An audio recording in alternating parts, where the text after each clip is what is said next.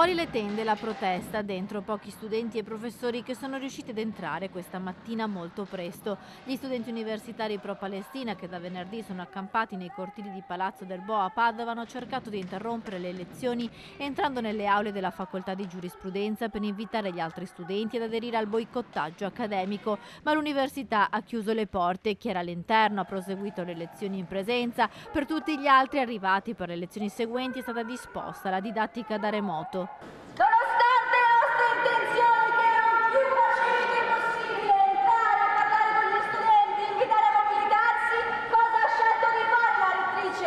Di bloccarci, di non farci entrare, di bloccare gli studenti e le studentesse e anche di non farli uscire. Gli studenti pro-Palestina hanno annunciato che la mobilitazione non si fermerà. Il presidio continuerà visto che domani pomeriggio è prevista una riunione del Senato accademico dove la rettrice Daniela Mappelli presenterà una sua mozione, un documento in cui condanna le violenze dell'esercito israeliano sui civili palestinesi, ma di fatto non interviene sulla recessione dei rapporti di collaborazione scientifica con gli atenei israeliani.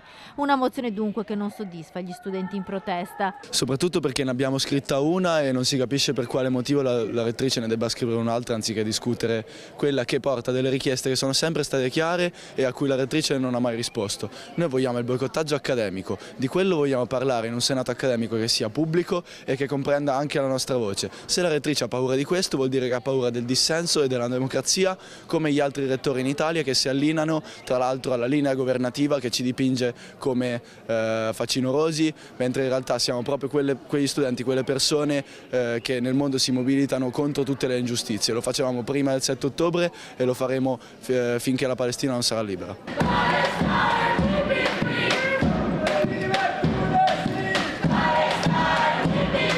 La mobilitazione è continuata per tutto il giorno con gli studenti in corteo che hanno raggiunto dipartimenti e aule studio, prima scienze politiche, il Liviano, il complesso di via Beato Pellegrino e Storia, dove sono entrati per consegnare volantini ed invitare gli altri universitari a scendere in piazza.